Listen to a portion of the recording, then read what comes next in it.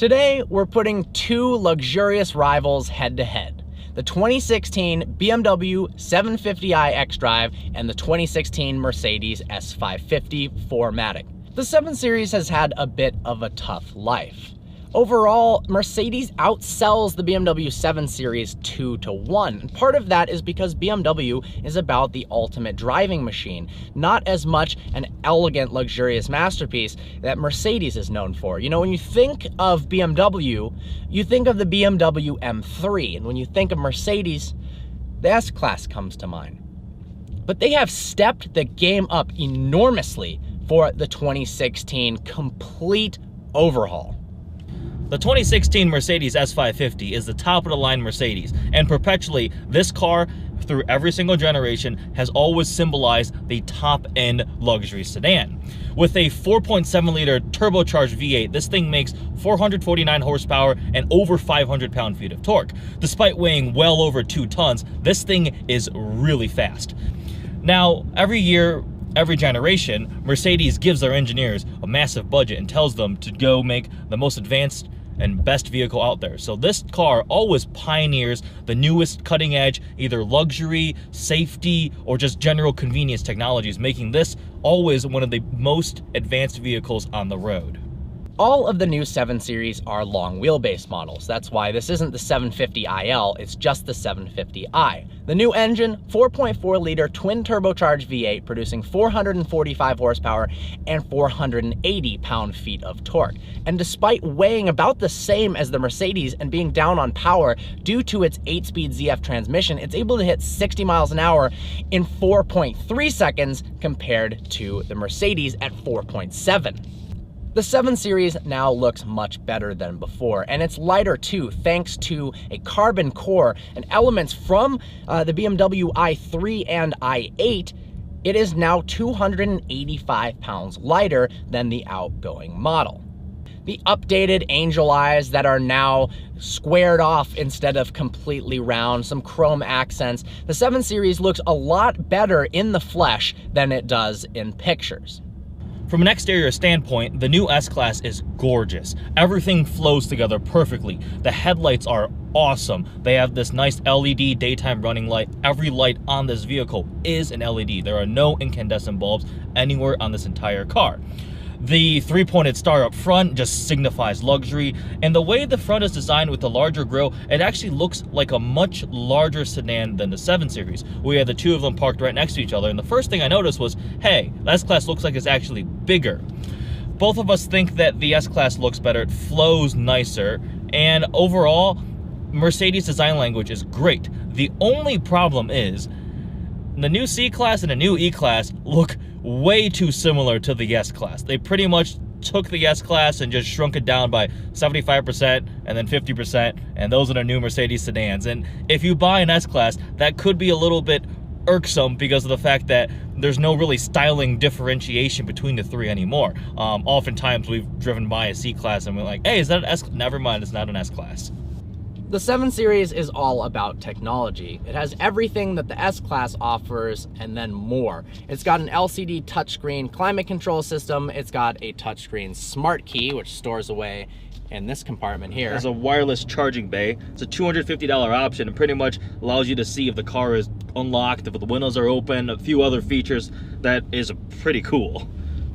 It's also got gesture control, which we believe is the first car ever to feature that. I think so. It's a little bit gimmicky. It doesn't always work. I was playing with it earlier, and sometimes it's really reliable and sometimes it's not. But in essence, you can control the volume by scrolling with your finger. Yeah. And there's a few other ones that control like the cameras and such.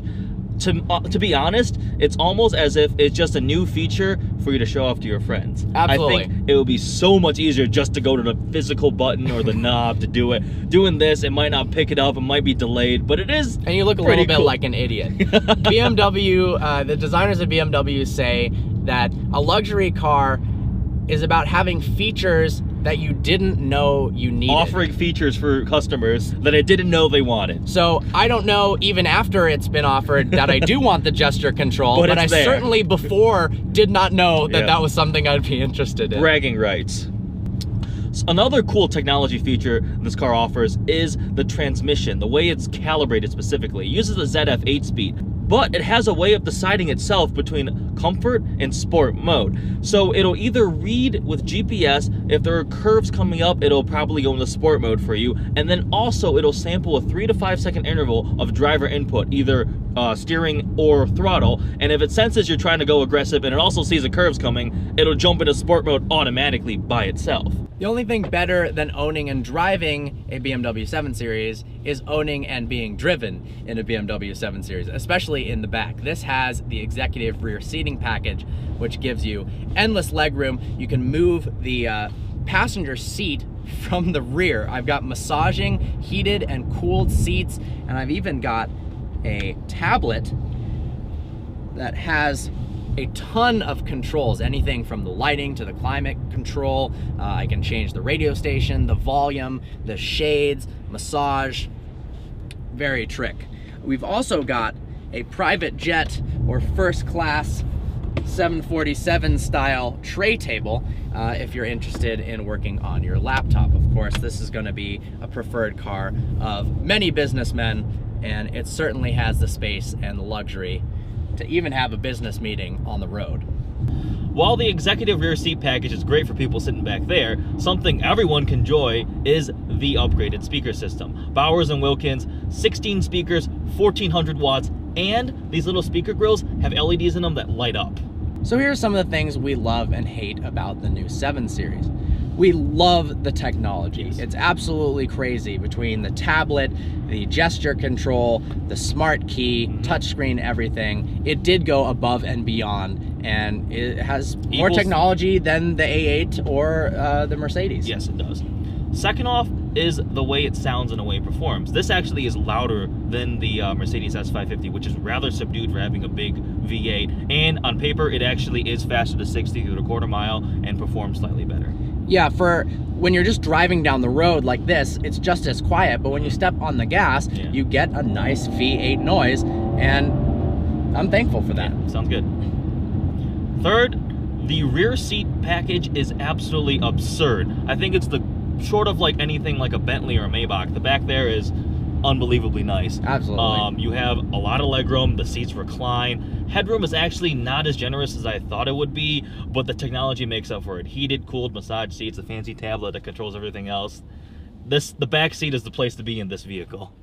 Lastly, we really dislike the door handles. Not the actual handles themselves, but the surrounding material. For a car that has brilliant and extremely high quality materials everywhere, leather and wood, it seems like it was a very large oversight because you're touching the door handle multiple times per day. So you grab this nice metal handle and then your fingernails and your fingers rub up against this terrible feeling plastic. And the first thing I noticed when I opened the car, it's so bad like, that even in a car this brilliant, we wanted to tell you about it. So they should have absolutely made that out of leather or metal or something like that. Other than that, they did an excellent job with the new 7 Series, and it really does deserve your consideration if you're looking for a big, full-size luxury sedan. Absolutely. So we're going to hop in the S-Class, see how that compares, let you guys know. We're in the S-Class now, and it's surprising how different it feels than the BMW. It feels much more old-fashioned. Agreed. In the way that Bentley and Rolls-Royce, they don't care as much about cutting-edge technologies. It's more exquisite materials and fine craftsmanship.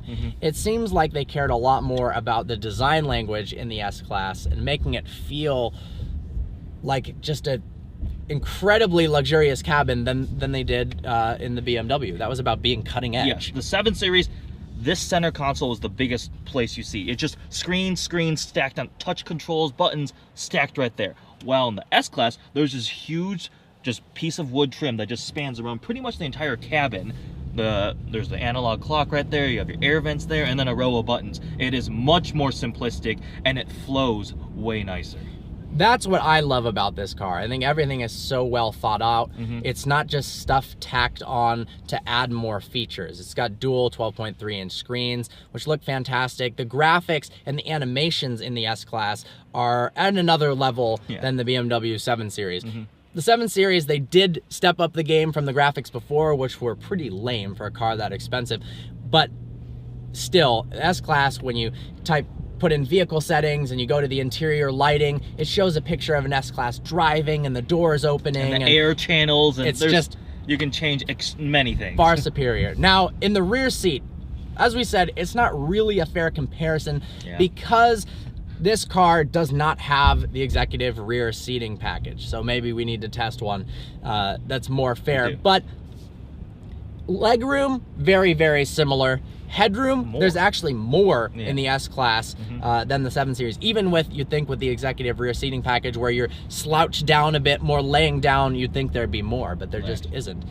The only redeeming factor of this not having the executive rear seat package is you have 5 seats in the car instead of 4. Absolutely. Now with space, the trunk in the S-Class, far superior. It is bigger. So much larger.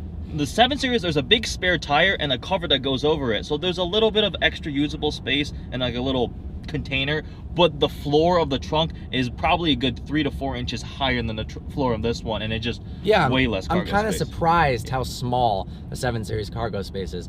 In terms of ride quality, we both think that the S-Class rides a little bit better and is more isolated from wind noise, road noise.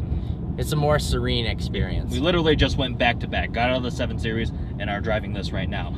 And this is, maybe it's the seats, maybe it's the suspension setup, but they both have air suspension that's adjustable, but I think this is more refined, a little quieter, more isolated from the road, and it does ride smoother. And that doesn't eliminate the handling characteristics of this car. It's still, when you put it in sport mode, handles just as good, if not maybe even a little better than the 7 Series. So it handles really well in sport mode. It does handle pretty well for a car this large. It also drifts like a monster in It does drift well in snow. This is also interesting because the BMW has a camera that reads the road, and if it sees bumps or potholes, it'll tell the suspension to adjust, so you're supposed to you're not supposed to feel the bumps as much. The Mercedes S-Class offers it, but apparently it only offers it on the rear-wheel drive model. Given this is the 4MATIC, this actually does not have magic body control, so you would expect it would ride slightly worse than the 7 Series, but from our experience, it seems the opposite of that. I think it's hard to say which one I like more. I think it really... vehicles. I don't think either one is better than the other, to be honest. They perform about the same, similar gas mileage. They do luxury in kind of different ways. It really depends on the type of car you would want then. I think personally, to me, I enjoy the cutting edge technology stuff. I almost like the 7 Series interior more. That appeals to me. I like all the crazy features. Whereas you might enjoy this. It's more simplistic, it's more relaxing. Yeah, I think this car is more elegant. It looks more beautiful on the road. The interior, I think you can't argue that this interior isn't more beautiful than the BMW. No, not at all. But the BMW's interior is cooler. Yes. So if you are, I would say, honestly, a younger buyer, you're probably going to be more interested in the 7 Series. It's more futuristic, modern, got the cutting edge technology. There's a reason, other than the price, of course, that most buyers of this car are older. It suits that clientele a little bit better. But overall, honestly, we can't really pick a winner. I guess I say that I like the S-Class more. Now, if I had to choose the 7 Series the way it's spec'd as it is versus this, I'd probably choose the 7 Series, but it's not fair because it's got $11,000 of options that if you put it in this, then it'd be more competitive. And then you choose the 7 Series. I think I would go with the 7 Series. The looks are starting to grow on me. Initially, when it launched, I wasn't a fan of it in pictures, but seeing it in person and seeing the interior, I do think I like the 7 Series more. Well, with that, I hope you enjoyed this video. Like always, please browse our channel and subscribe. Special thanks to Mike Schaefer from Grand Blanc Motor Cars in Grand Blanc, Michigan for supplying the 7 Series, and I happen to actually have gotten this S-Class from there as well. Of course, it's my personal vehicle. I look forward to seeing you next video.